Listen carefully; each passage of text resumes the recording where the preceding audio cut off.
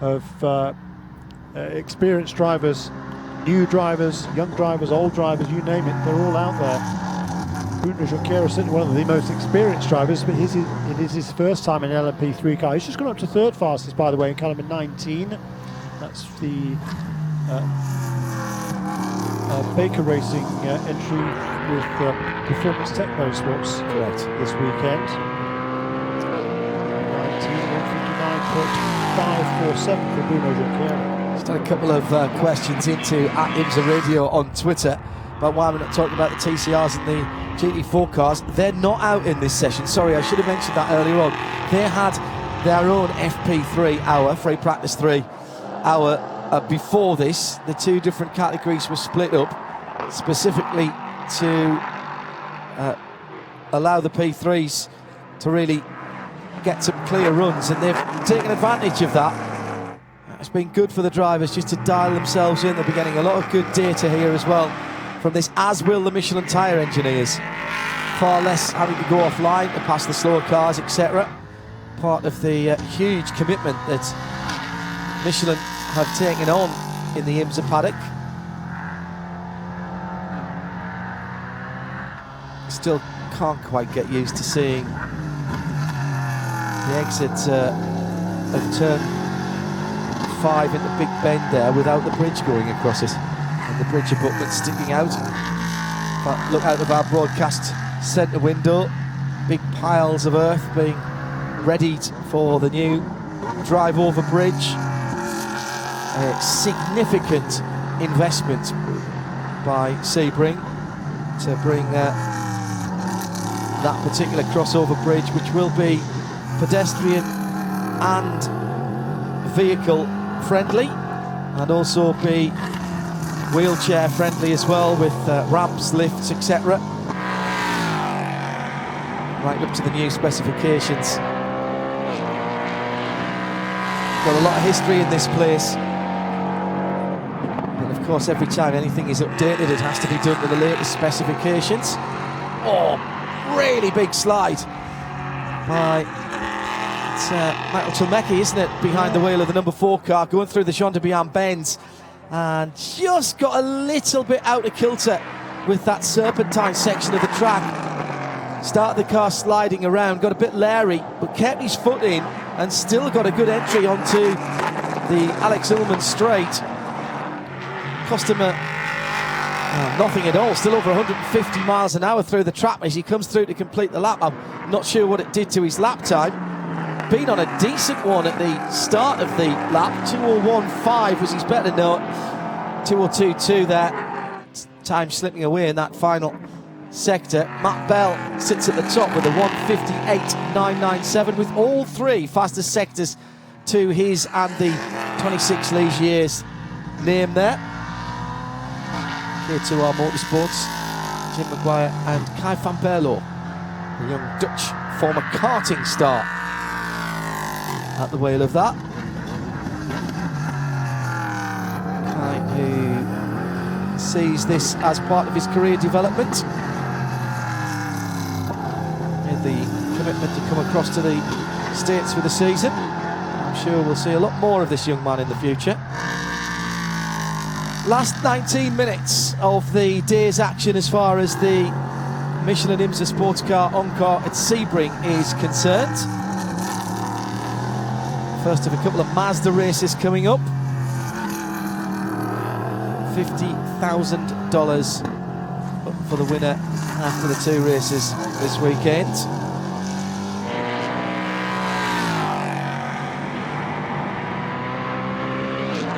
Just coming on to 3:30 on another lovely afternoon here at Sebring. Very different experience coming here at this time of the year.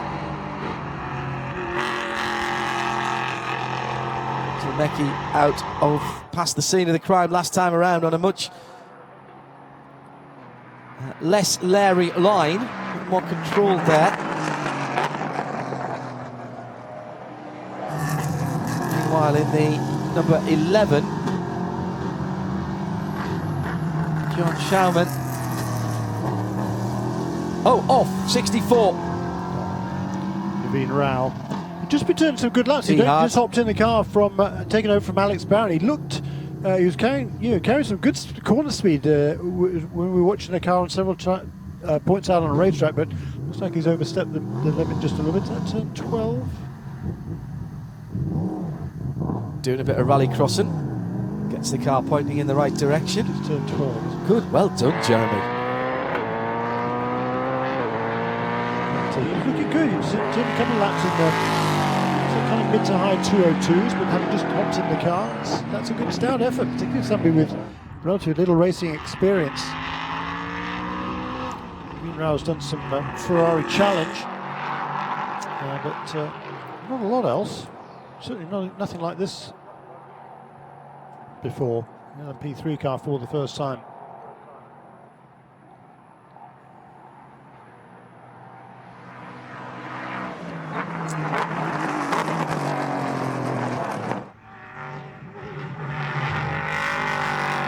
I think no harm, no foul there. I don't think he actually clipped the barriers.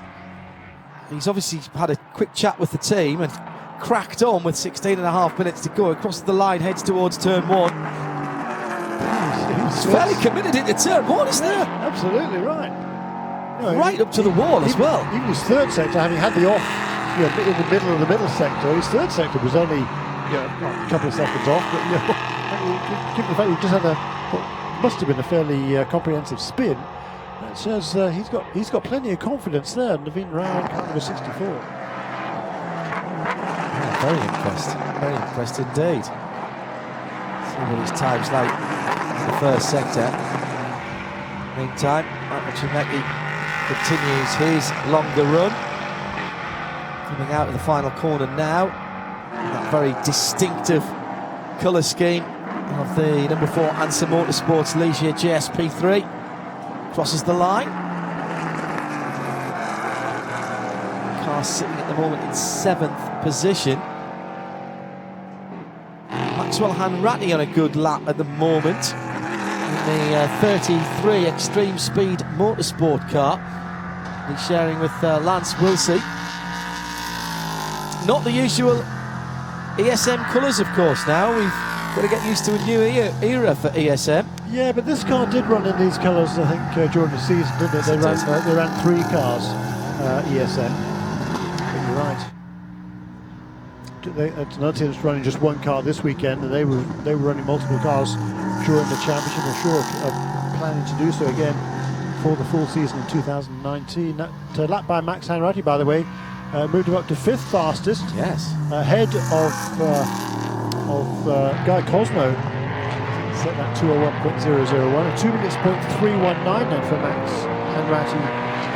Wisconsin out in car number 33, 5th fastest.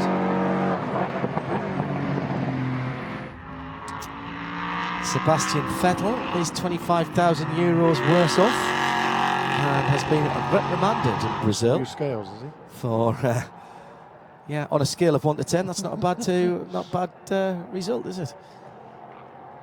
If you've been following that, a bit of petulance from the German elder statesman of the Formula 1 paddock has been punished. No news about whether he's lost his qualifying position there, but if you're waiting to find out what's happened and catch up on F1 qualifying, I'll tell you that. There's a new fastest lap of the day for Matt Bell in car number 26. Carrying a lot of speed through turn 1, right out to the edge of the track on the exit. 158.596 for the English racer. 158.596. That's 4/10 of a second quicker than anybody else has managed today, and almost a full second quicker. 9/10 faster than everybody else this afternoon. Yeah, Matt Bell, no little experience in these LMP3 cars. Been plying his trade in them for a couple of seasons in Europe. To some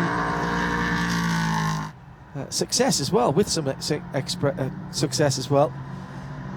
Sebring at this time of day with the low sun in the sky, given the time of year, and just how green it is at this time of year as well. I've noticed the trees haven't started to turn down here yet, And there's clearly been a bit of rainfall the last few weeks. Noticed it driving up from West Palm Beach yesterday. Well, there's often rain here in Florida, even through the summertime, lots of evening showers.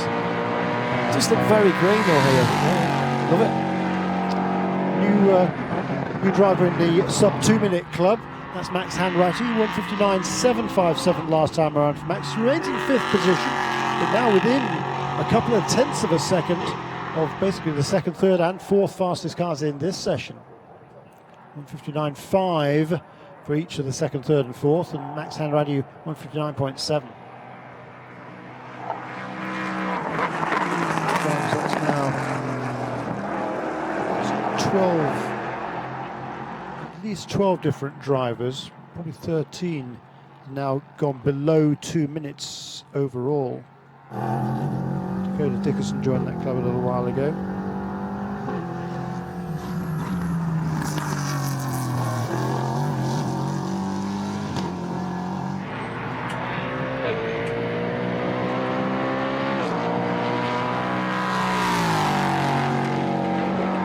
Qualifying will take place tomorrow morning. There'll be one more practice session, a half-hour practice session from 8 till 8:30 tomorrow morning. That's everybody. That's everybody, yeah. And then the field will be split. We go straight into qualifying after that. First of all, we'll see the GT4 and TCR cars out for a 20 minutes of qualifying, then just a quick 10-minute break, and the LP2 cars will go out for their 20 minutes as well. Tell you what, you can't afford to bend the car, can you? You're not going to give the team a lot of time to square it away if there's any problems in that practice or qualifying session. What about an hour and a half of turnaround before we get into the 4-hour race?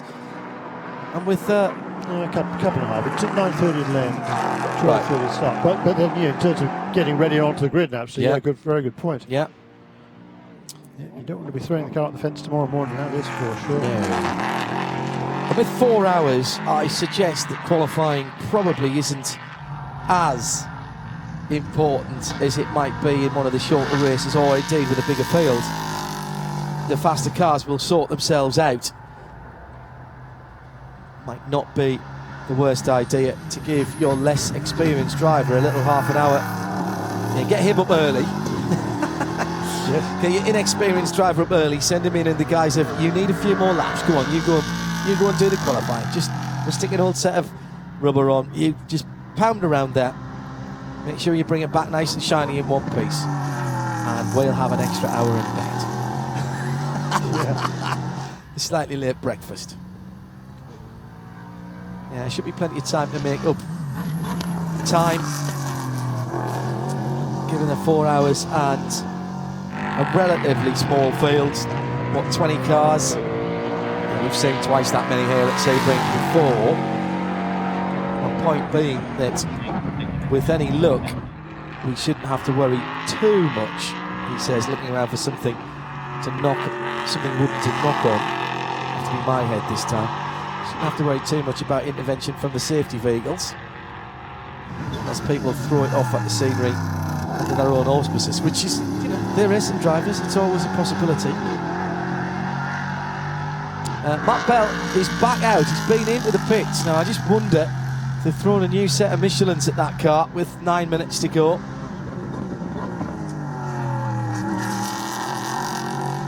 Looks particularly well balanced. The number 26 Ligier from K2R Motorsports, Kai Van Berlo and Jim Maguire, the teammates to Matt Bell, who is warming to his task, sitting on the right-hand side of that Ligier. Down through the gearbox, through the Jean de Bian S's. Fantastic piece of track there. And then way off the track, a full car's width off the track before turning into turn 16, the right-hander that leads onto the Ulman Straight. He's on that now, elegantly isolated from anyone else, no one to worry about. So he heads down towards his braking and turning point for the final corner. My goodness me, takes a lot of speed as he turns in. Then it's basically just survive the bumps and hope that you come out on something akin to being the correct line so you can get back on the power. And across the line he goes. to start another lap. That was the end of his warm-up lap, and this is his first flyer. So through turn one, how committed is he? Well, right out. Oh, and just over the edge, maybe. Kicked up a tiny little bit of dust from his right-hand rear Michelin tyre. Not afraid to manhandle this car, Jeremy. Little dab of the brakes before he comes into the 3, 4, 5 area.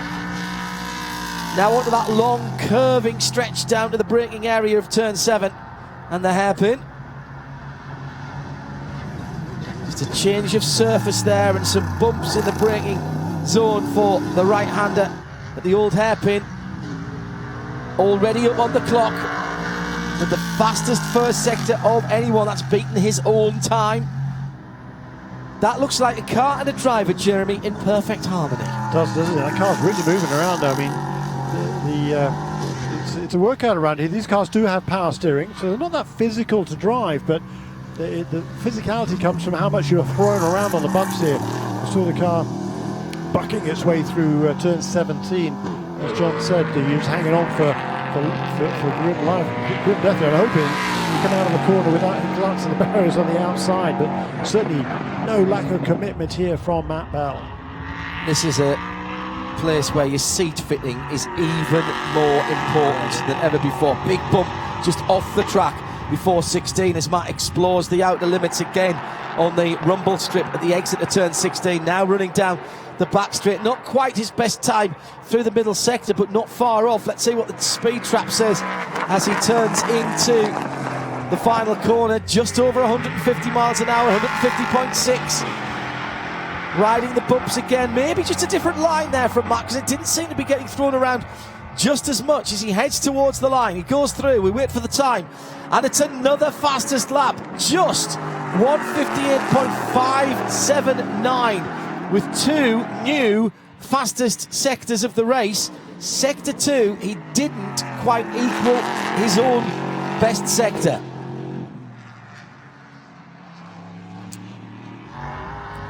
Should be a good lap here too for Bruno Junqueira. Personal best in sector 1, didn't actually improve in sector 2, that's kind of a 19. It doesn't improve in sector 3 either, okay. Well, he lost quite a lot of time, lost more than a second in the final sector, did Bruno. Otherwise he would have been on certainly for second place there. Very impressed with how Matt Bell has warmed to his task here.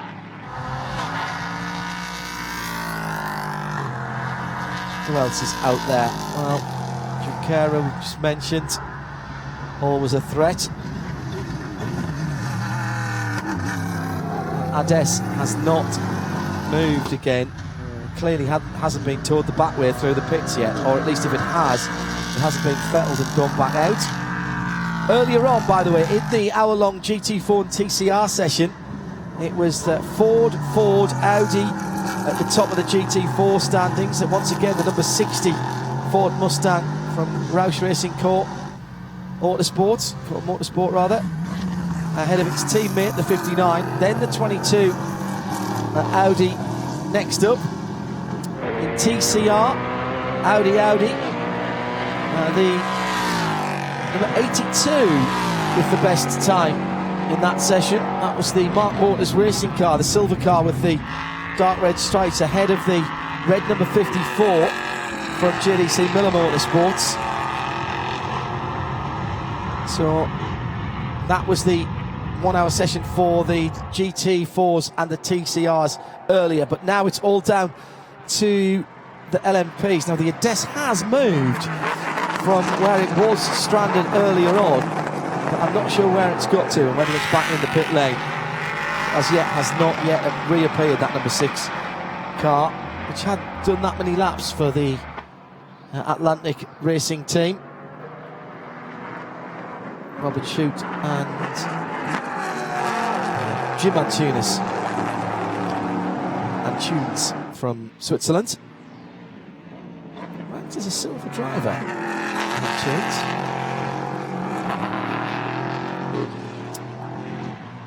Last 3 minutes. Rob Bell back in the pits. Excuse me, Matt Bell back in the pits. Sorry, Matt. And off again, the 64. Same place, I reckon. And this time has gone a bit further into the dust and the dirt and may have clipped the wall, Naveen Rao. Somewhere away from the wall as he stands at the moment. Oh, well, front wheels are turning. He's found out where reverse is. Well, you might be right, Jeremy. Actually, I think I was taken aback by his flick turn marks from the last time he was over there. He's getting very adept at rejoining at that part of the track. It is exactly where he dropped it earlier on in the session. Needs to back off just a tiny bit more then. Yeah, he's been turning.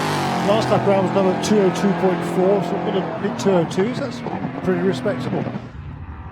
Very respectable for somebody so new to this level of the sport. Improvement last time around for David Grant in the Polestar number 40 Ligier, down to 2 minutes. It's a big improvement. He was at a 2:01, I think he was just a lap or two ago. So that's certainly his best lap of the day so far. That car number 40, Catherine Legg, this morning turned a 1:59.7. She's been in the car since then. Keith was out in the early part of this session. Now David, the younger brother, and his best lap prior to this session was a 2 minutes 1.0 in the second session. So he's found 7/10 of 3/4 of a second since then. Very fast again on this lap as well. Very quick and dirty arithmetic tells me that if Matt Bell had hooked up his 3 sectors, there was somewhere close to a 1 minute 58.4, maybe 4 and a bit in that. Quite get them all on the same lap. He's got a 5.7, a 1:58.579 in the bag, so not bad. Well ahead of the chasing pack. It was the Alex Barron time that was closest to him, the 59.5, so all bar a couple of ticks being a full second ahead of the rest of the field. Yeah, you're right. 58.4 would be the whole second ahead. Yes, exactly. Yeah, you're right. Now, following this session, which check the flags in all of 15 seconds time, we'll replay the first practice session here on IMSA Radio RS2. Don't forget though, you will have the opportunity to see and hear the first of 2 Mazda MX-5 races. It'll be over on RS3 for the Mazda MX-5, and we've got some vision as well, which I'll get that tweeted out for you as well.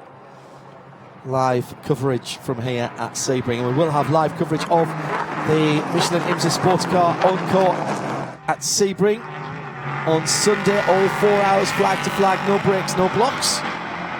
Looking forward to seeing how that one develops. Checkered flag is out. John Brownson saw it first, and a whole bunch of cars going through, including Bruno Junqueira and Naveen Rao. I think most people would be pretty happy with their first day's work here, Jeremy, wouldn't they? Yeah, absolutely right. And John Brownson there too, he's finding some time. He got a bit spooked this morning, had a couple of spins early in the session, but he's had a look at the data from his 2 young teammates, Dakota Dickerson and Neil Alberico, and they've been trying to just build his confidence in this sort of car. He's been driving his MPC car with which he won the championship this season for many, many years, 10 years or more, 122 starts in this championship. So getting used to this much heavier car with a lot more horsepower and in some ways not as much underbody assistance. The MPC cars, they have a lot of ground effects on those cars, so getting used to this was a bit of a handful. And John Brownson just struggling a little bit with his confidence this morning. He was down in the 203s on that last lap around. That's quicker than he managed this morning, so good to see for John Brownson. I think you're right though, everybody I think should be pretty happy with the improvements they have made.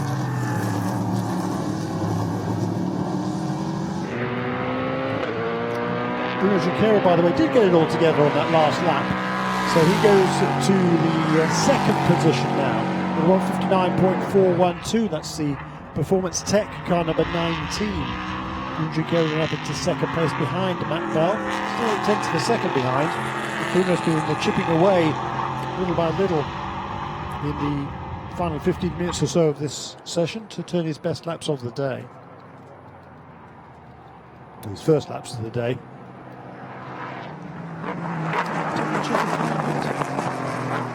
Coming into final corner now. Good speed through the corner.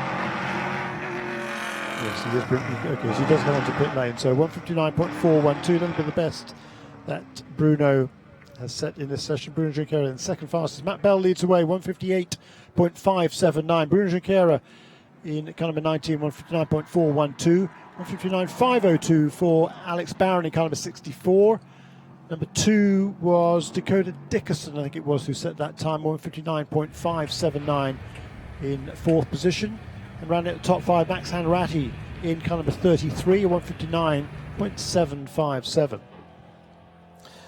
Thank you, Jeremy. Jeremy Shaw has been alongside me all day today, and we've got more coverage from the Michelin IMSA Sports Car Encore at Sebring tomorrow, including the whole 4-hour race live. If you're here at the track, enjoy the rest of the evening. We've got some MX-5 action and a prize pot for the winner of $50,000 up for grabs.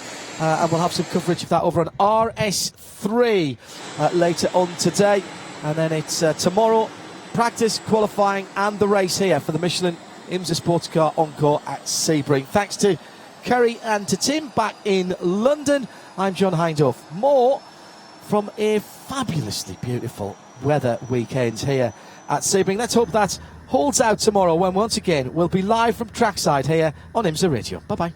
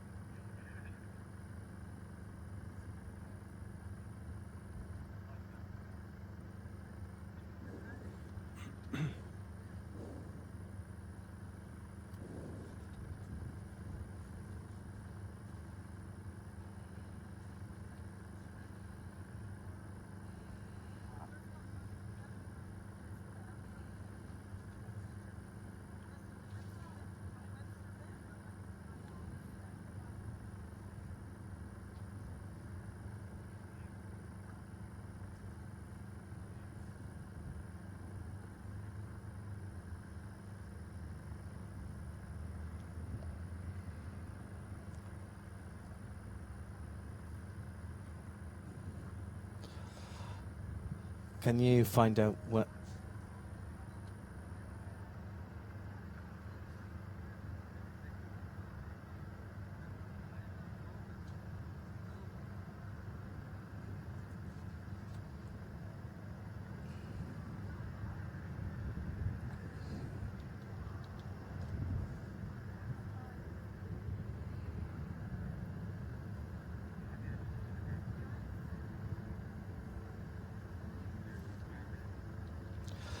Hello, everybody, and welcome along to Sebring, Florida.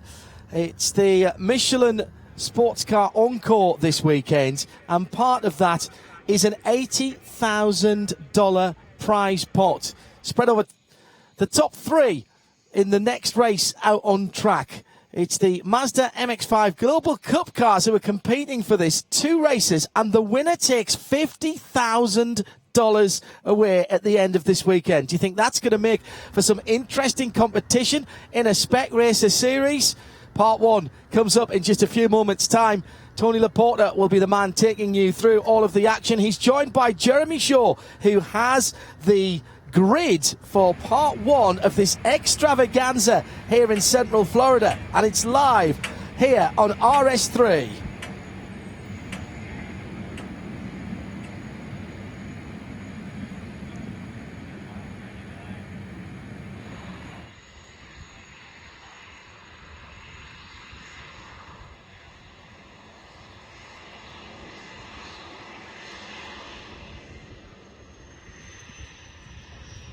19 cars for the 3rd edition of the Global Mazda MX-5 Cup Challenge. 19 cars on the grid then. On the 19th position, car number 12 for Slipstream Performance is Michael Globe.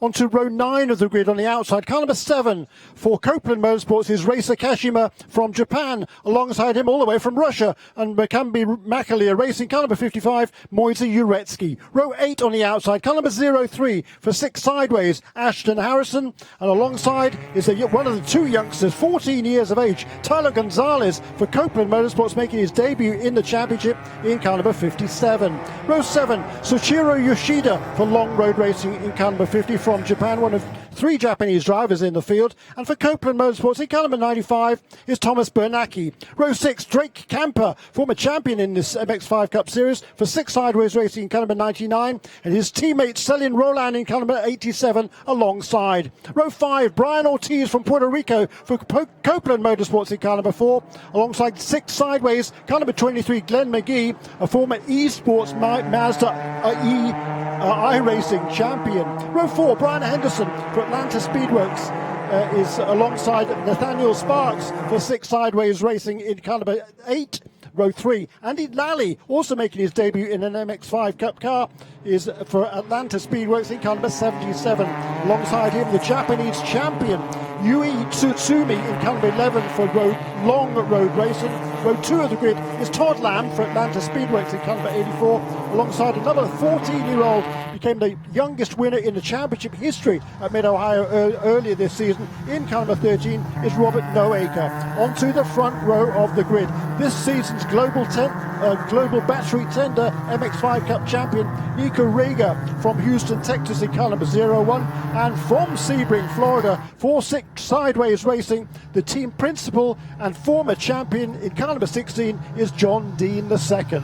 Jeremy, you've done a great job setting the grid, and it is a beautiful weekend, as John Hindhoff talked about earlier here in Sebring, Florida. And when you talk about our pole sitter, John Dean II, being from right here in Sebring, you're not kidding. The shop, 6 Sideways Racing, that car lives in throughout the year, 4 miles down the road from where we stand right here in the tower at Sebring International Raceway. Folks, welcome to the live broadcast of the 2018 Global MX-5 Cup Challenge. Again, as Jeremy set the starting grid for you, we've got a full field of very talented drivers, including former series champions, race winners, and professional race car drivers getting ready. As John teased earlier in the beginning, $80,000, the purse, up for grabs over a 2-race event format. So race 1 out on the track now, getting ready to roll out. Race 2 will take place tomorrow morning. It's a combined result. The average over those 2 races is what determines the winner, second and third place finishers in that $80,000 purse. $50,000 going to the event winner.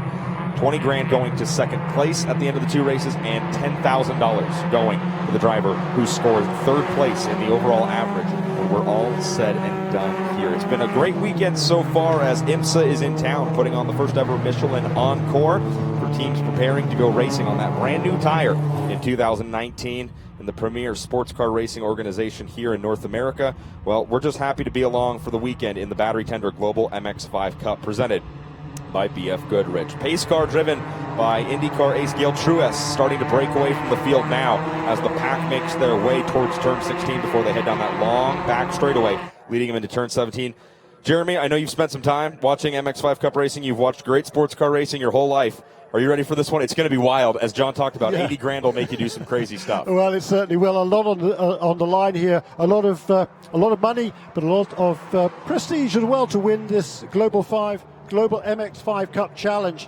And with that amount of money on the line, I think we're going to see some pretty interesting racing here. There's certainly going to be no quarter asked or given from the contenders at the front of the field. Absolutely, that front of the field again, John Dean and the series champion from 2018, Nico Rieger, bring him out of the long and bumpy turn 17. They make their way down the start-finish line straightaway. Green flag flies, and we're racing. $50,000 on the line, and local native John Dean II says he wants to get out in front and lead every chance he's got. But if, folks, you watch MX-5 Cup racing, you know leading an entire race, well, that's just not going to happen. They head off into turn number 1, 45 minutes on the clock. And Jeremy, it's such a long arcing turn 1 here. You enter on the width of almost a runway. You exit almost on a sidewalk. They arc over the right-hander, turn number 2, and get hard on the brakes in turn number 3. Nico Rieger's done a great job at staying right to the back bumper of John Dean. They unwind, they'll work through 4-5, and head to that hairpin turn number 7. Clean so far. Yeah, you're right, Tony Laporte. It looked like John Dean got a good jump on Nico Rieger at the start there, but you're right, Nico able to hang on around the outside of turn 1, and he's just a car length or 2 back. You get quite a draft here at Sebring International Raceway. Long straights here, heading now down towards turn 7, but it's still certainly John Dean leads. Somebody looking to the inside. Andy Lally looking to make it the inside for about 5th or 6th position. Actually, I think that was the 11 of Yui Tasimi, one of our Japanese drivers, who laid down a great lap at the very end of qualifying to put him P5 in the running order. They've made their way through the hairpin turn number 7, and now we'll work kind of up that backside through turns 8, 9 before they get to that hard right-hander, turn number 10. And this is an extremely calm version of an opening lap here in Global MX-5 Cup Racing, but don't expect it to stay like that for long. The cars head out of turn number 8. Now they'll set up for turn 9, and then it's hard on the brakes in turn number 10. John Dean doing a good job, and he's got that home track advantage, which Jeremy, when I talked to him before the weekend began, he said, I don't really believe in home track advantages, and I think he's got reason to believe that. Car's starting to slide a little wide on the exit of 10, dropping some wheels and kicking up dust, but Nico Rieger, a very young man, as you talked about, Houston, Texas, doing a great job at sticking right to the bumper of the wily veteran John Dean. Yeah, and just tucking right in behind there, those two, he's taking advantage of the draft, but those two are able to edge away. They've already got 6 or 8 car lengths now over that 3rd place car of Robert Noaker. Field now coming down out of 16 down the long back straightaway. I guess that's what you'd call it. It's the straightaway right before the final corner, putting you back onto the start-finish straightaway. Beautiful shot there as the sun is just starting to go down. It's been a warm weekend here in Sebring, Florida. Again, there's car number 11, Yui Tasimi, looking down to make a pass. That's going to be for right around the top 5 is what he's fighting for. Actually, Tasimi's already worked his way up to 3rd, so the Japanese driver not wasting any time. Tasimi driving one of the long road racing cars, already up to P3. Pack flies across the start-finish line to complete the opening lap, and Jeremy, right as we looked out our window, Andy Lally already starting to get a little jiggy with it in that Atlanta Speedworks number 77. He's right behind his teammate and the owner of that team, Todd Lamb. Those two drivers not wasting any time, and then right there in the mix as well, Nathaniel Sparks, the champion from 2016. He's a Soul Red driver. He's won championships in this category, and they're all jostling for position right around 5th to that 10th position. So 5th on back, really good racing, but up at the front, uncharacteristically, kind of calm. Again, John Dean II leading the way. There you see him right there. Nico Rieger, he just locked up the championship this year at the Monticello event a few weeks back. He's sitting in 2nd right now. Sasimi having a good battle with Todd Lamb, who was the 2009 series champion, and then it's anybody's guess on back as they head down the straightaway into turn 7. This time around, to me, it looks like Tsumi is a little bit closer to the 2 leaders than he was last time around. He's made those moves on Robert Noaker at the end of the last time, but Noaker got shuffled back 2 or 3 positions there. All sorts of dramas coming out of that corner, but it's once again, though, those first two, they got a little bit of break over the rest of the field. Can they maintain that or even extend that advantage and pull away from the front of the pack and front of the field then? I like how you said that as they came through that tight chicane on the exit of turn 7. You said we've got a few dramas right there. Well, that's a perfect word to sum up global MX-5 Cup racing. We had drivers on the dirt on the right and the left-hand side on the exit of turn 7. One driver laying down a very fast lap. That's Nico Rieger. Looks like going purple on lap number 1, a 2-minute 31.670. Field unwinds. Coming out of that should be turn 13, making the rundown for those double left-handers, 14 and 15. And boy, Jeremy, this is such a technical track, and you hit on it already with a combination of long straightaways for drafting, and then you've got very technical sections like we see right now, the field working through 14, 15 before setting up wide for corner number 16. John Dean said it in a pre-event interview. He thinks Sebring is the perfect racetrack. You've got those long straightaways like the one they're on now, where you have to be good at drafting, you have to have some horsepower in the car, but also it's got a lot of tight and technical stuff, so it really challenges you everywhere you go. Yeah, it does. It is a great racetrack. A lot of history here, a lot of great racing over the years, and some plenty tight competition. But not often, and we had $50,000 up for grabs, and that's what that is on the line here amongst this 19-car field. Good shot right there of the number 11 MX-5 Cup car. Again, those two cars that our Japanese drivers are competing in are supplied by Long Road Racing. And so, folks, if you're tuning in live and you're new to MX-5 Cup racing, what you're watching are roadsters. These are street cars. That's how they were born. That's how they were created, to be sold on dealership floors at Mazda dealerships all around the world. But instead, before they made it to their dealership home they were heading to, they get put on a boat and sent to Long Road Racing, a shop located in Statesville, North Carolina, just up the East Coast here in the United States, as Celine Roland puts a great move on the number 99 of Dre Kemper. Kemper throws two wheels up over the curb. He catches almost a little bit of air as Celine Roland, our Rookie of the Year, starting to pick up a few positions. That's a fight for about 7th or 8th, it looks like. But these cars, Jeremy, are born as street roadsters, and then they're sent to Long Road Racing in Statesville, North Carolina, where they are converted into legitimate and bona fide race cars, which is the version you see on track right now in front of you. It's just about $59,000 to be out the door in one of these race cars.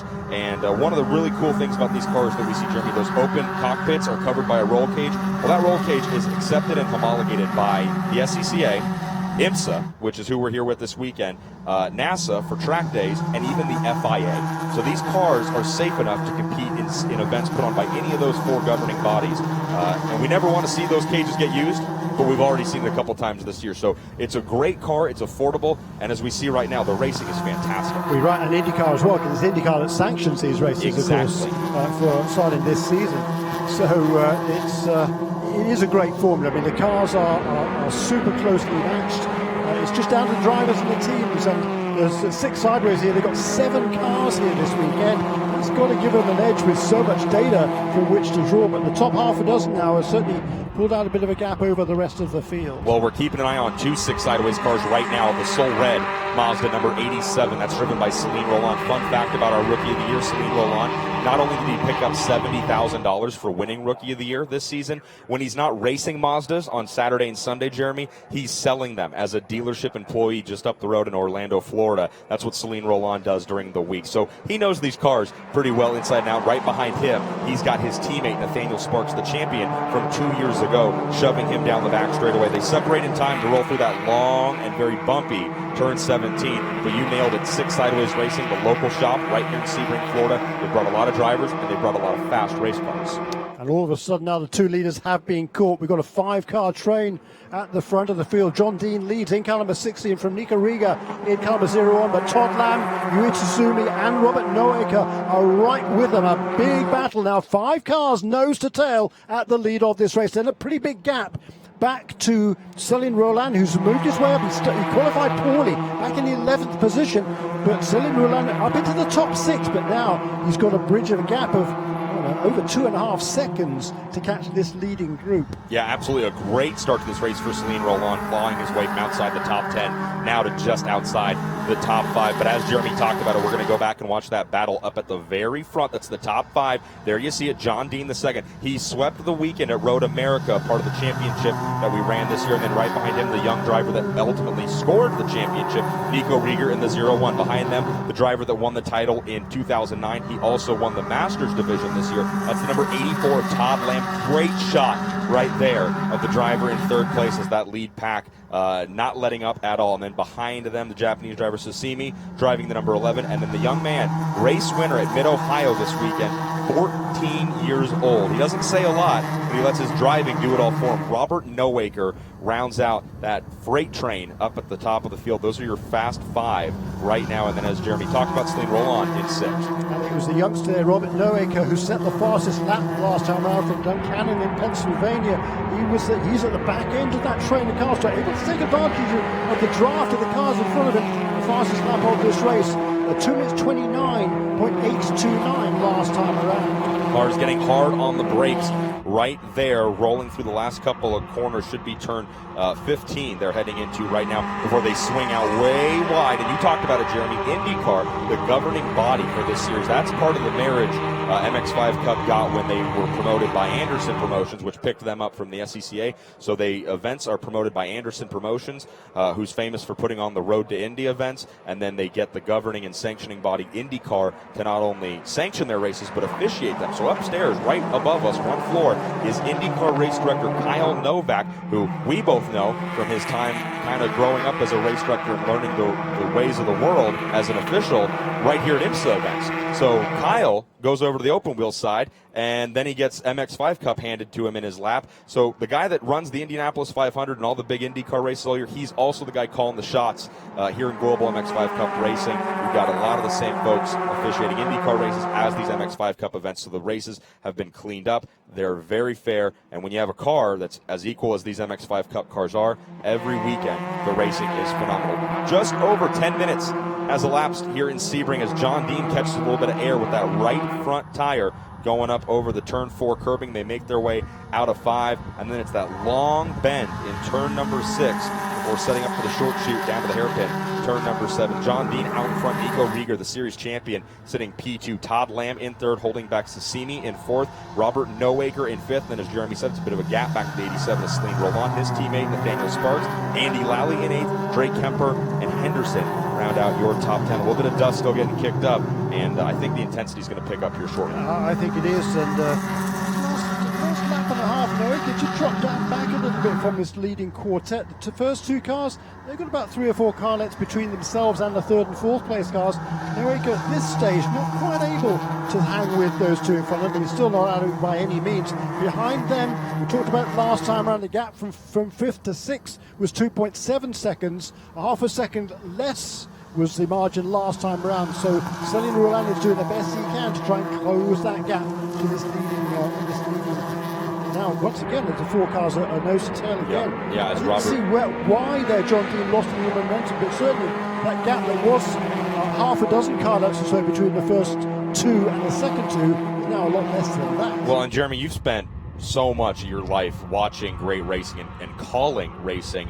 You've seen this MX-5 Cup format before. It's a momentum-based car. You really want to keep your momentum up. You don't have a ton of horsepower to drop down to another gear, stand on the cloud pedal, and get out of there.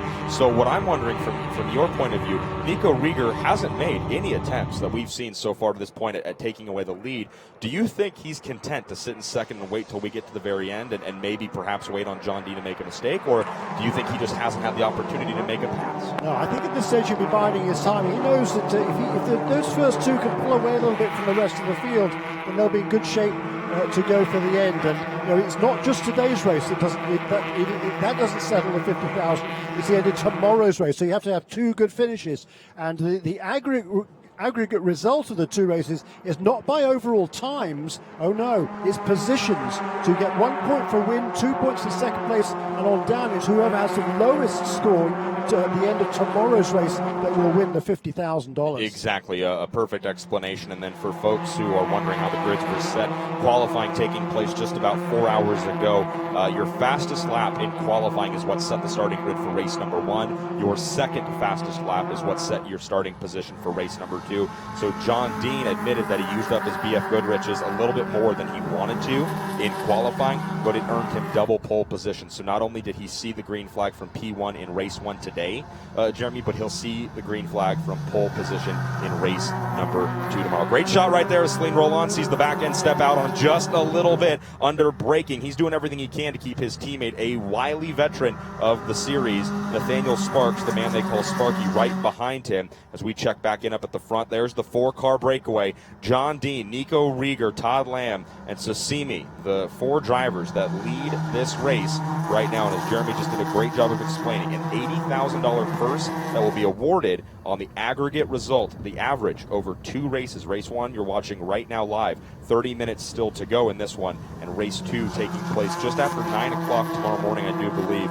And then when that race is done, the results will be combined, the points will be tallied, and that will determine who leaves here with a $50,000 check. And an important note, Jeremy, to folks that are diehard fans of Mazda scholarship programs and the scholarship of Mazda Fords, the money they're handing out is not in scholarship form. It is straight cash. Yeah. So the driver that wins this event isn't getting a quote-unquote scholarship like the $200,000 that Nico Rieger got when he won the championship, or the $70,000 that Celine Roland got.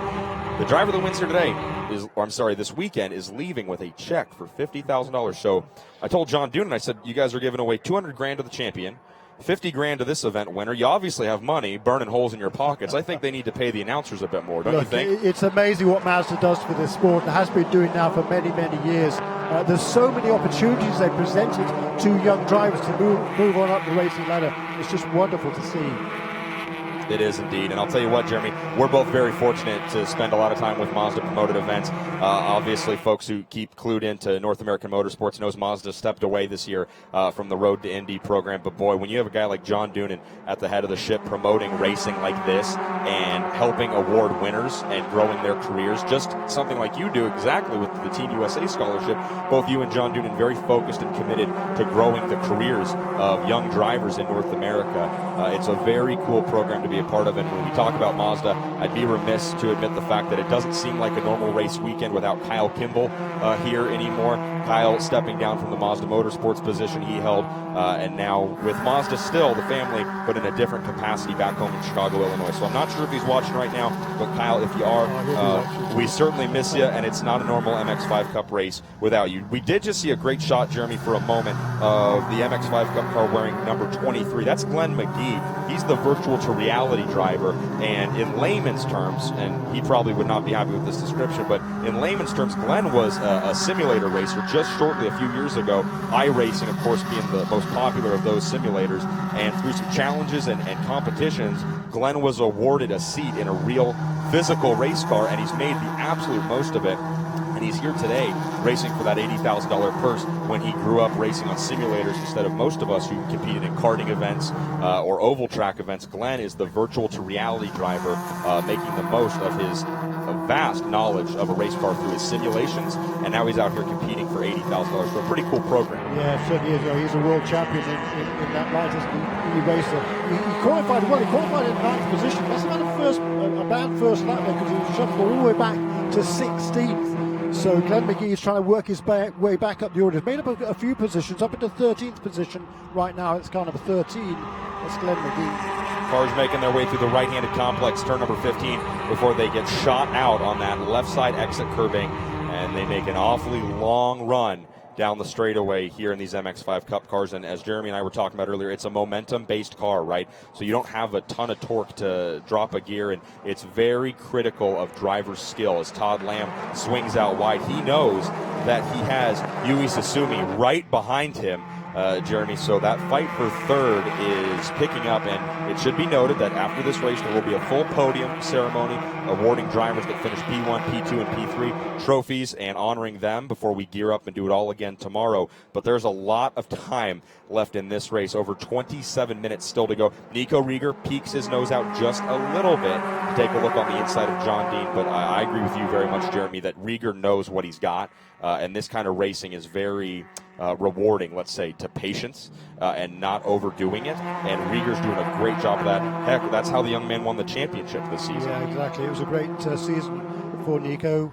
And right at the end of the season, when it really mattered, he won that first of the 2 races at the final round at Monticello Motorsport Park, and then the final round he was able to cruise home in 4th position and still have that championship under his belt. It really was a fine season for Nico. He's been driving his cars now for 2 or 3 years and just getting better and better and better with the experience. But with John Dean ahead of him here, he's one of the masters in his category, isn't he? A former champion himself, runs his team base here at Sebring. So if you can stay with him at this stage in the game, that's certainly good for Nico Rieger. But he's got the vast experience also. Todd Lamb right behind him, and then Susumi and Robert Noaker.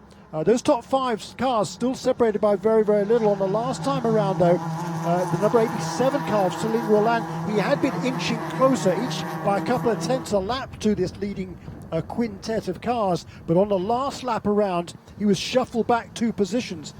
So up into 6th position now is Nathaniel Sparks, Nate Sparks, Sparky, who won this event in its inaugural season in 2016 when it was at Mazda Raceway Laguna Seca, as it was then. And Andy Lally also is latched onto the tail of Sparky, and they've both shuffled their way past Celine Roland in car number 87. Great notes as always. I don't know if anybody in the world knows more about motorsports than Jeremy Shaw. We're lucky to have him here in the booth for this MX-5 Cup event, as Jeremy does a great job explaining exactly who is in this race and what their accomplishments are. The pack coming down the back straightaway now from corner number 16, and they're really kind of running down that lower third, the inside portion of the back straightaway. Now Nico Rieger starts to peek out. He doesn't exactly have drafting support, but he goes right around the outside of John Dean. That's a pass for position. John Dean, I'm not going to say gave it to Rieger, but he sure didn't pick up a fight. Dean stays right on the inside, stays glued to the left rear quarter panel, the right rear quarter panel of the 0-1 from Slipstream Performance, driven by Nico Rieger. But boy, they're drag racing, and now Todd Lamb pulls out to make it 3 wide, and this is the type of MX-5 Cup racing we're used to see. 3 wide down the front straightaway. They dive into corner number 1. Todd Lamb goes from P3 to P1. John Dean needs to get back to the inside, or he's going to lose a lot more than just 2nd position. The leader has gone from the top now to 5th, as it's a drag race. They're going to try to split Susimi. That's Noaker, the 14-year-old on the inside. John Dean has lost that pack. He's all the way back now to 5th. So Susimi up to 4th. Robert Noaker 3rd. Nico Rieger holds station in 2nd place, and Todd Lamb, the champion from 2009, now shows the way here at Sebring International. Driver off on the exit of turn number 2. That's the 03 of Ashton Harrison, the red Global MX-5 Cup car. A little bit of contact, it looks like, as there's still a little bit of contact right here. Getting down into turn number 7. Todd Lamb's got him fanning out 2 and 3 wide. Right behind him, John Dean and Robert Noaker getting a little physical as they come through that chicane at the end of the corner of turn number 7. But let's keep an eye on Ashton Harrison, make sure she's able to continue, or that will cause the safety car to come back out for a full course yellow. But kind of an interesting couple of corners, Jeremy. Well, rather strange, to be honest. Not quite sure how John Dean managed to lose so much ground so quickly, because he seemed to be in control of this race. I guess he must have made a mistake coming through the Jean Derbien curves onto the Ullman straight last time around, because he lost momentum onto the straight. He was passed on the outside by Nico Rieger. And then he got a good run off the final corner to the start-finish line. Actually led across the start-finish line. But by the time they got down to the braking over for turn 1, they were 3 abreast. And it was Todd Lamb who was in the perfect position on the inside line to take the lead. So now John Dean II, who was leading the first 8 laps of this race, has got his work to do. He's back up to 3rd, so he's made up a couple of positions already. And that was a really strange loss of momentum for John Dean. Quite an interesting lap number 9 here as they're coming to conclude it, Jeremy. And the other thing to bear in mind now, because of this lot shuffling around, all of a sudden we're going to have other cars closing in now. Great point. Because Nate Sparks and Andy Lally and Celine Roland are pretty much with this lead train of cars. For the 2nd time in as many laps, Nico Rieger goes high around the outside as they head down the back straightaway into turn 17. He's able to take the lead for a moment, but a moment only from John Dean. Once again, the 2 of them bump drafted past the leader, number Number 84, Todd Lamb. Rieger carried a lot of speed, maybe too much, through turn 17. John Dean was able to keep it pinned to the bottom through that bumpy turn number 17. He's back out in front now as he defends way to the inside. It's 3 wide for the third position, right behind Nico Rieger and John Dean, as they seem to be really good at staying right up at the front. It's still all the same players that we've talked about in the top 5 this whole time. They're just shuffling position. Now it's going to be Robert Noaker diving to the inside of Todd Lamb for what would be third position. Lamb has the track bend back to his right side, so he benefits. He's able to clear Noaker. Todd Lamb now up to third. Noaker back to fourth. Sissimi's in fifth. But Jeremy, as you talked about, now business starting to pick up, because with all this shuffling and side-by-side racing in the top 5, it's allowed 6th, 7th, and 8th, a.k.a. Nathaniel Sparks, Celine Rollon, and Andy Lally to catch the pack. So what was a 4-car breakaway at the front has now turned into nearly a 10-car train battling for the lead. Yeah, 8 cars, and Drake Kemper's not too far behind them either. This is some tremendous battling going on here. Wow. More dust being thrown up there on the exit of the hairpin. Yui Tsutsumi, the Japanese driver, just found himself in an MX-5 Cup sandwich in his first race over here to the United States. I don't know if he's going to enjoy racing here in the U.S. if things stay as physical as they are. But remember, he's a champion from Japan, so he knows how to get around. But he's getting a lot of help getting around turns number 8 and 9 right now, as he's got the 77 Andy Lally, the skateboarding, vegetable-eating sports car legend, right on his inside. This is great stuff right now. Remember, folks, Andy Lally, he's raced everything except an MX-5 Cup car. He saw $50,000 on the line, and he said, you know what, Todd Lamb, my buddy from Atlanta, let's go get it. Well, that's right. Those two, they're frequent trivia experts at a local pizza joint that right around the corner from Andy Lally's house, and they were chatting away just a few days ago. And Todd said, "Hey, how about doing this?" And Andy said, "Sure, what the heck?" Yeah. So and he doesn't come here to finish in second place, does Andy Lally? It's a quick way to make $50,000. I made the mistake off radio when before you got here, Jeremy, talking to John, and I said, it's a quick way to make 50 grand. And John goes, "It might be quick, but it's not easy." And he's exactly right. It's not very easy. 90 minutes of work, and you could leave Sebring, Florida, $50,000 richer. But easy is not the word you would use to describe it. Yui Tsutsumi now fighting with Andy Lally and Celine Rollon at the end of the back straightaway as we come to complete 10 laps in this race. 20 minutes still to go. And Jeremy, we've got a lot of really dedicated racing fans watching our broadcast now all around the world. I got to say hi to Bethany Porter. She's in Wisconsin, a massive Mazda supporter. She's been at pretty much every Mazda race probably in the last couple of years. Bethany's tuning in right now from Wisconsin. I'm sure it's not very warm there, Bethany, but it's plenty hot here, and we're enjoying it for you. And also Mo Murray, one of the executives at Mazda Motorsports. He wants to tell everyone he is watching. He says hello, and he wants me to remind everyone a big season coming up in 2019. 6 weekends, all a part of the IndyCar schedule. 12 races over those 6 weekends, and that new car is coming out. The Long Road Racing is developing. Over 180 horsepower is what they are talking about. That new car is going to put out at the rear wheels. It's an addition of almost 25 extra horsepower from the version you see on track right now. So hold on, because they're going to be spinning the rear wheels in 2019, Jeremy. Well, they are. This is a tremendous battle here. There's unfolding at the front of the field. We've got at least 8 or 9 cars amongst this battle now. This is not playing the game, but it's constant shuffling. It's curious to me how John Dean fell all the way to the back of that group, then in one lap past all of them again to get to the front. That's really strange. I mean, he's got really good pace in that car number 16, no question about it. He's just a wizard, my man. He just knows how to do it. John Dean knows this track, and he knows this car so incredibly well. Inside of 20 minutes to go now, 18 and a half left to play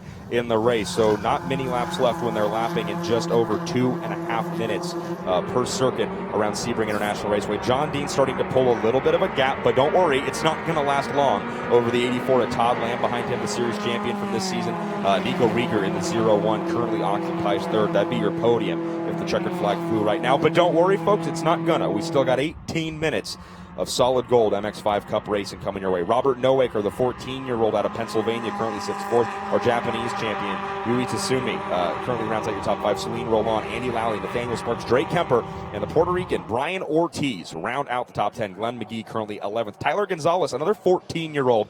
Man, they're just letting kids younger and younger drive these cars. When I was 14, I don't think I could spell MX-5 Cup, and he's racing one right now. He's currently sitting in 12th. Thomas Bernacki out of Chicago, Illinois, 13th. Yoshida, 14th, and number 97, Henderson, rounding out the top 15 here, Jeremy. And man, turn 17, I think, is getting bumpier and bumpier every single lap. Yeah, certainly not getting any less bumper, is it? But John Dean, he's got a good advantage now. He's edged out probably 10, 12 car lengths now over a 4-car train behind him.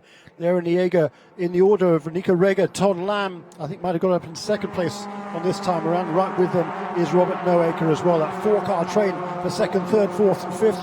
Then just a few car lengths back to another big group of cars. That's trouble for the champion. Nico Rieger, the 0-1 off slow, off the pace in turn number 1, and then he cuts through the grass, adding to the landscaping bill that Mazda Motorsports is going to get from Sebring International when this weekend is over. So Rieger out of the pack and out of the race, presumably.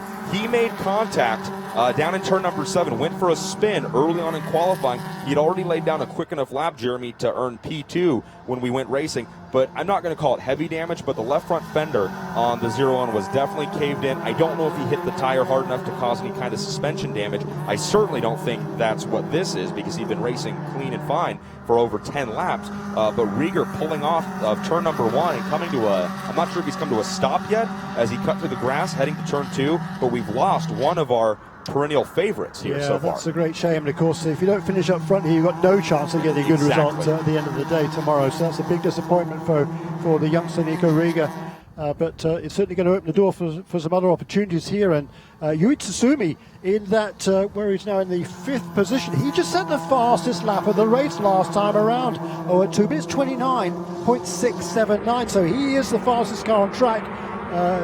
The timing charts tell us at least. But John Dean, he's taken advantage now of these cars behind him battling together, and he's pulling away at the front of the field. Wow, John Dean has a lead a country mile wide right now. This is crazy. I want to make a correction. The Tsutsumi is not making his debut here in the United States, so I do apologize for that. He's one of our distinguished drivers coming over from Japan, competing in a car supplied to him by Long Road Racing, and he's here not making his U.S. debut, so correction, and I apologize for that. He has raced here in the United States before. That kept him... He did the race a couple of years ago. Oh, this exact same event in 2016, and he finished 5th in that race. Well, I'll tell you what, folks, if it weren't for the wonderful statisticians that save me when I make mistakes in this business, I don't think I'd have a job. So God bless Eve is all I can say. John Dean's got a lead a country mile wide right now as they come down to complete lap number 12. We're inside, Jeremy, of 15 minutes to go. And while that might sound like a long time, it's really not. And John made a great comment. John Dean, that is, made a comment as Tsutsumi starts to make a move to the inside, heading down the front straightaway. That's for second place right now. Tsutsumi down to the inside. That's for P2. And he's got it. And somehow Robert Noaker, Todd Lamb, a little bit of contact. Lamb sees the back end step out after he got some help through turn number 1 by Celine Roland, and I live to regret what I say because Lamb doesn't see the exit of turn 1 cleanly. He ends up in the driver's left-hand side grass before getting over to turn 2. That all happened because when Tsutsumi made that move to go down into the inside, going for position number 2 in turn 1, that really shuffled up Robert Noaker, Todd Lamb, and Celine Roland. Lamb had to get out of it a little bit. It looks like Roland didn't get out of it as much. Helped Lamb get through the corner a little bit, and Lamb unfortunately not able to keep that car sideways for as long as it was about to be sideways. So Lamb off in the dirt on the driver's left-hand side, and now inside of 15 minutes to go, Jeremy, the intensity is picking up, and these drivers are starting to see dollar signs where they should be seeing breaking points. Yeah, true, but that certainly cost Celine Roland quite a lot of ground to the leader. John Dean's got this race pretty much... There's still 13 minutes to go, so plenty of time, but he doesn't make many mistakes. There's another couple of wheels off the road. That's Robert Noaker making a mistake out there on the back of the course. He was briefly up into second place when they crossed the line. He's now down into 4th. That's uncharacteristic to see Robert Noaker drop the left side wheel. Sometimes you'll see a guy drop the left rear or the right rear, but he had both left sides off in the dirt for a good 100, 200 feet, and that's just surprising for that young man because when you saw him drive the way he did, Jeremy, in Mid-Ohio, he looked like a guy who had 14 years of experience, not 14 years of life. So uncharacteristic. He's got Nathaniel Sparks right behind him, who's a guy that you don't want to make many mistakes in front of. Those pair of drivers swing off wide into turn number 16 as the sun continues drop down just a little bit lower and lower here in Sebring, Florida, as we enjoy race number 1 of the Battery Tender Global MX-5 Cup Challenge. $80,000, the total purse, 50 grand going to the event winner, 20 grand going to the driver that ends up second after the 2 races, and 10 grand going to the driver in third place. Still 12 and a half minutes to go. Jeremy, that's a lot of time. I've been in relationships that don't last that long, so there's still plenty of racing left to go. Yeah, there is indeed, but certainly John Dean, it's looking good for him, and in second place now, making second place his own, is car number 11, and that battle for third and fourth with number 13, car Robert Noack, just ahead of the former winner of this race 2 years ago, the inaugural season in 2016. That's Nathaniel Sparks. He's right there in third and fourth, and a bit of a gap back to Celine Roland, who's got to make up quite a lot of ground now to this leading battle if he's going to catch him. But right behind Roland is Drake Kemper and Andy Lally. He had dropped back a bit, but has now closed in on that battle. That was Andy Lally's. It wasn't actually his best lap of the race, but it's certainly a good bit quicker than the guys in front of him. So he's got himself back into contention here for at least a top 4 or 5. And as we talk about this MX-5 Cup racing being here as a part of a bigger event this weekend, Jeremy, you and John obviously do such a fantastic job calling all of the IMSA races throughout each and every calendar year.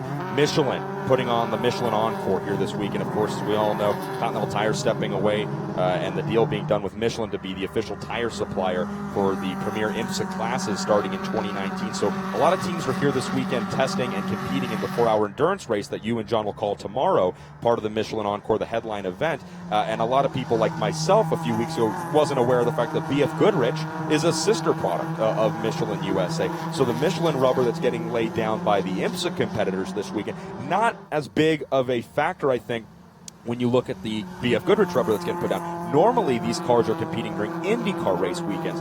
And I know you might be thinking to yourself, well, open-wheel Indy cars, closed cockpit, MX-5 Cup cars, what's the deal there? But what you really have to consider is Firestone rubber getting put down during an IndyCar session, Cooper tire rubber getting put down during the Road to Indy sessions, and then you throw BF Goodrich rubber on top of it. Really a tuning nightmare for a lot of these teams when they get to an IndyCar weekend, whereas this weekend, it's nice. They've got Michelin rubber getting put down, and BF Goodrich, well, it's really just a different name for the Michelin tire. So these teams not having to fight the tuning battles that you normally would at an IndyCar weekend.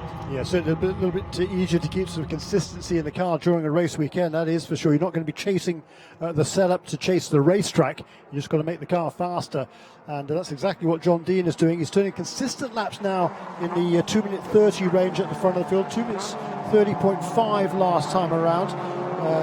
Yuitsumi, he was a couple of tenths quicker, but he's still got quite a margin to make up if he's going to catch him before the end of this race, with time ticking away here. Now we're inside 10 minutes to go. Celine Roland pulling off and coming down pit lane here with just under 10 minutes to go. There you see him right there, the Soul Red Mazda, number 87. Jeremy, we both know you see Soul Red, that means that driver is a recipient of Mazda scholarship money, and there he goes right by us. I wonder, he's past the MX-5 Cup portion of pit lane. He could be serving a drive-through for that contact with Todd Lamb. We haven't had that confirmed. That's pure speculation.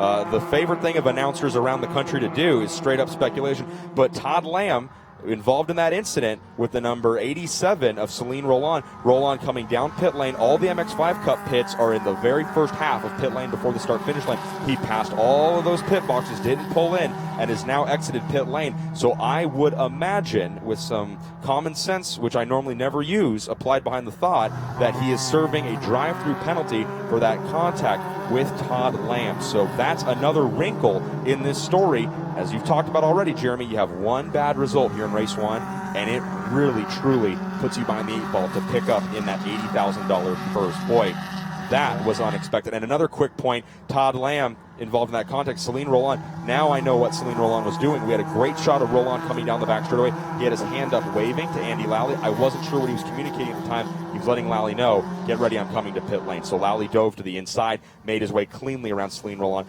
And you got to give Roland a tip of the cap there. He's being very courteous, not trying to upend Lally's race, getting out of the way cleanly. And now we see Lally picking a great fight with the number 99 of Drake Kemper. So all's well that ends well. Yeah, it's been a good run here by Andy Lally. He's made himself onto the tail end of that group, but John Dean, he's just turned his best lap of the race at 2 minutes 30.010 last time around. He's extended his lead over Yuitsumi to 1.7 seconds. He gap about a second back to Robert Noack, car number 13 in third position. He's got Nate Sparks all over his rear bumper. and then just a short gap back to this battle we were watching with car number 99 Drake Kemper trying to hold off Andy Lally. And that car number 99 wearing the Lemons of Love livery, a really great charity, part of the Mazda family that supports cancer research. We attended an event for them back at Road America in Elkhart Lake during the IMSA weekend in August. Sarah Montgomery was a part of that event. Lemons of Love, a really cool event. They actually, to raise money for cancer research, this is phenomenal. I don't know if you guys are aware of this. You donate and you help raise money for their cancer research benefit. You entered yourself by donating into winning an MX-5 Cup race car. I said that correct. You entered yourself into the chance of winning a full-fledged, ready-to-race MX-5 Cup race car that Mazda donated to the charity. So donate a little bit of money, help a good cause out, and you might be competing for $50,000 for free, thanks to the Lemons of Love. That car is driven by Drake Kemper, the number 99, who finds himself in a good battle right now with the number 77 of Andy Lally. And we talked about him earlier, Jeremy, the number 23, Glenn McGee. He's worked his way back now comfortably inside the top 10, currently sitting in 8th place. He's trying to run down the number 84 at Todd Lamb, who we saw involved in that incident just a few laps ago. Actually, on that last lap, Todd Lamb did find his way past Glenn McGee because they both moved up a position with that problem. Yep. With the pit stop, the penalty, we're assuming, for car number 87, Selena Roland. So Todd Lamb now back up into 7th place in car number 84. He'd dropped as low as 10th, now back up to 7th. And just ahead of Glenn McGee, and we talked about Glenn earlier on, he made a bad start, was shuffled to the back of the pack early on. He's made his way all the way from 16th place up now into the 8th position in car number 23. Good battle right here. Tyler Gonzalez in the number 97 goes 4 wheels off. He says off-road, and I love it, even in an MX-5 Cup car. He's fighting right now with the number 97 of Brooks Henderson, the number 95 of Thomas Bernanke, who I believe is out of Chicago, Illinois. That's the gaggle of cars that you watch right now fighting 9th, 10th, 11th, and 12th that we see on screen right now. Coming up on 5 minutes to go in this race, folks. 40 minutes has just flown by, and it always does when you're having fun here watching MX-5 Cup racing. There's a good look right there again at that fight. That's 9th, 10th, and 11th on back. The drivers include Brooks Henderson, Tyler Gonzalez, Thomas Bernanke, Yoshida, and Roland, who has suffered a drive-through penalty, we assume, after that contact with the 84 at Todd Lamb, who leads this pack right now. Certainly on that lap, it looks like Glenn McGee has dropped back in an iRacing car, number 23. He's been shuffled to the back of that pack. He was right toward the front of it, so he's in an up and down race. Last time around, meanwhile, John Dean turning his regular 2 minutes 30.2 it was last time around. Yuichi Tsutsumi, by contrast, at 2:29.7. He has set the fastest lap of the race. That last lap wasn't quite as quick as it, but he's now got that gap down to just over a second. It's less than that now as they come across the line to complete lap 16. Now, the leaders just streaked by us across the start-finish line, Jeremy, and John Dean had quite a sizable gap over Yuichi Tsutsumi, who sits in 2nd place right now, and then it's a ways back to Robert Noaker, Nathaniel Sparks, and Drake Kemper. And I know that that gap's a lot less than it was. It was down to less than a second this last time around. That's 2 consecutive laps and in the 29s for Yuichi Tsutsumi. We're watching that battle right now. Again, it's about 7th on back, led by the 84 at Todd Lamb. That's kind of the most intense battle on track right now. But to my point, John Dean has pulled away a little bit from Yuichi Tsutsumi, and I know NASCAR might be a dirty word to a lot of sports car fans, but the fact is those cars are all about drafting when you get to big, long racetracks, and that's exactly what we see right here. Tsutsumi now starting to close back up, did a great job actually under braking, heading into turn 7, reeling in John Dean, but then it's a good gap, Jeremy. You have to admit, back to 3rd place, Robert Noaker. And unless Robert Noaker, Nathaniel Sparks, and those guys get a lucky break, there's not going to be a full course yellow because that'll end the race right now. But they need something to happen to reel these two in. Tsutsumi is the guy who's on a charge right now. I mean, he's absolutely catching John Dean hand over fist. The last 3 laps, he's been significantly faster. The gap when it crossed the line last time around was less than a second. That's the first time it had been that since lap 11, so 5 laps previously. Now, though, the gap is a lot less than 0.8 of a second as they head around turn 12 with 3 minutes to go. So it'll probably won't be white flag this time. I think we'll have 2 more laps of racing. Do you agree that if Sosimi starts to make aggressive moves now, that really puts these two in jeopardy because it allows third, fourth, and fifth to reel in? No, I think they've got enough of a margin here. They've got a couple of seconds over the third and fourth place cars. He's not close enough yet to make a move. And John Dean, to me, I think he's got this race under control. He's got a really fast car there. He seems to be able to turn it on whenever he needs to turn it on and either move back to the front or extend his advantage. He's done that again on this lap, as we see a spin error. That looks like the 87 of Henderson. I want to know. 97 is driven by Henderson. We're looking for that's not the 87, Roland. So that's either the 57 of Gonzalez or the 97. I think that's the 97. Brooks Henderson off to the side of one of those last couple of corners. But Jeremy, I agree completely with everything you just said. John Dean does have this race very well managed, as in fact we do see the white flag from Paul Blevin, chief starter for the IndyCar, one of the best flagmen I have to say in the country. I love watching him throw a white flag, and when they get back around in 3.5 miles, he'll throw a couple checkered flags that are really going to impress you. The number 12 of Michael Globe out of Houston, Texas, comes down pit lane to serve what I imagine is another penalty. Well, I'm not sure why. He may have stopped early. It's a tough break for Michael Globe, especially since his wife baked so many great treats for us in the MX-5 Cup Transporter this weekend. You hate to see that. Hopefully he'll rebound well in race number 2. But white flag flies here inside of 2 minutes to go, Jeremy. So when they get back to the line, the checkered flag will be up. His crew is telling Sosimi right now, it is go time. The field now coming out of 4. They've made the right-hander 5. They'll set up for turn 6, turn 7. Great passing opportunity, but he's not close enough yet. No, he's not. And it was Sosimi who wasn't as quick on that last lap as he had been the previous couple of laps. That is why John Dean was able to extend that gap just a little bit as he came across the line. 6/10 of a second it was.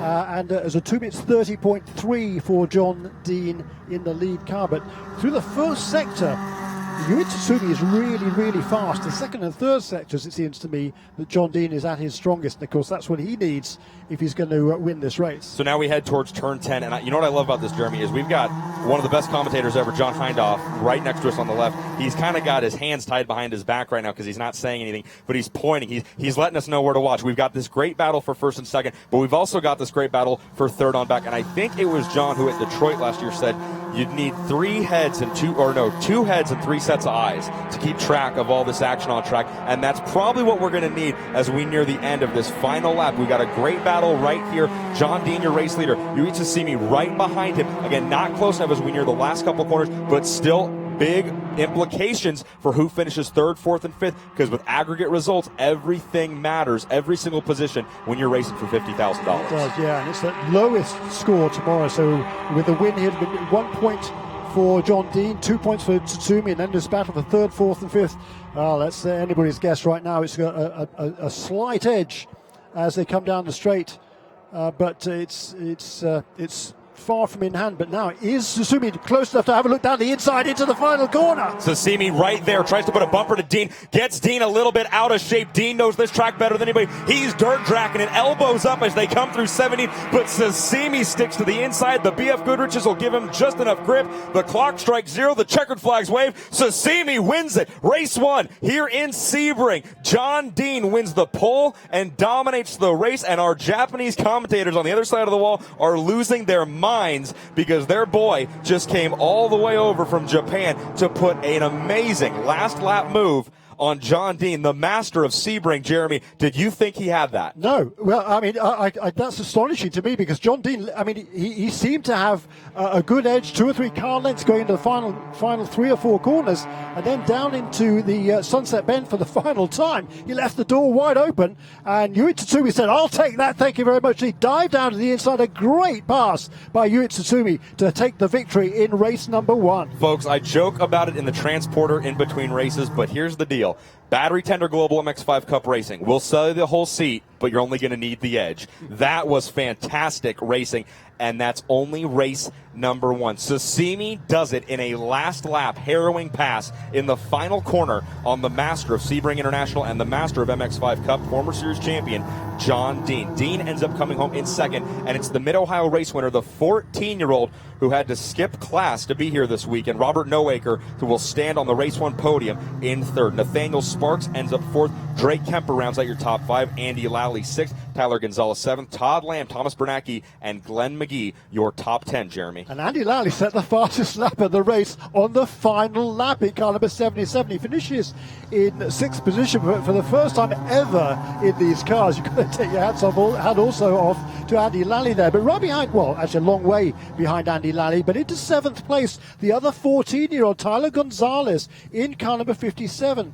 He started in the 15th position, and he makes the move on the last lap to get ahead of Todd Long and finish in 7th for Tyler Gonzalez in car number 57. You know, Jeremy, you talk about you got to take your hat off for this driver. You got to take your. I don't have enough hats to take off, honestly, right. after that race. And most people who know me say I should keep my hat on with the hair I got. So we're not going to take any hats off. I, unfortunately, would love to stay up here and talk even more about this race with you. I think John can help us out with that. I have to run down to the podium, and as you know, you should never run to a mic, but I'm about to do just that. Jeremy, thanks so much for the help. Guys, that was fantastic racing. Victory lane about to start here in just a few moments. And folks, Jeremy will catch you up to speed on the schedule tomorrow, but we're doing it once again early tomorrow morning. Race number 2 of the 2018 Global MX-5 Cup Challenge, $50,000 on the line. Yui Sasimi scores the win here in race number 1. Jeremy, wrap us up, and thanks so much for the help.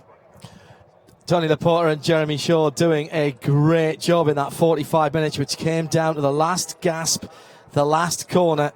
And you do get a big draft, Jeremy, in these open top cars. And Tasimi, I didn't think Tasimi was close enough there, but well, I don't think John Dean did either, did he? That was the problem. He left the door wide open for him down the inside. I mean, previously he'd been defending the inside line, and we saw on a couple of occasions Nico Riga had to go around the outside of it at turn 17.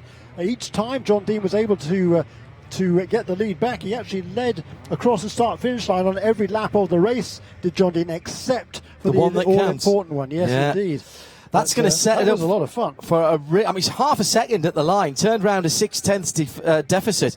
John Dean actually did a pretty solid job holding on to his MX-5 Global Cup car around turn 17 at Sunset to keep the car on the track and claim 2nd position. Well, that was the entree.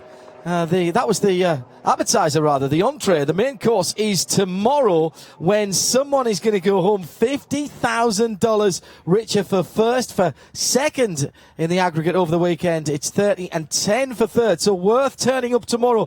I suppose all of the top 6 will think themselves in with a chance. Well, absolutely, because we saw how much shuffling there was of positions in that race. I mean, gosh, there were drivers all over the place. Already Glenn McGee, he ended up in the 10th position in car number 23, did Glenn, but he was up inside the top 10, then he was down to 16th, he was up to 8th, then down to about 12th or 13th, and back up again inside the top 10 at the end. Andy Lally also with that great fastest lap on the last lap of the race, 2:29.3. The race leader's fastest lap, well, John Dean's best lap of the race, he didn't get into the 29s. Yeah. So that was a really fine charge towards the end there for Andy Lally. He finished 6th in this race. Imagine what it'd be like with a bit of practice behind it. There you go. There you go. Thank you, Jeremy. Jeremy and Tony will be back doing it again on RS3 and on the Mazda YouTube channel tomorrow. So make sure you tune in for that. Over on RS2 at IMSA Radio, it's the Continental Tyre review of 2019. I'll be joined by Shea Adam for that. That starts in 5 minutes' time at 5 o'clock here Eastern. That's 10 o'clock back in the UK from Sebring, and an absolutely breathless commentary team after the first round of 2 races for a total purse of $80,000 on the Global MX-5 Cup this weekend. It's John Hindhaugh saying bye-bye for now from Central Florida.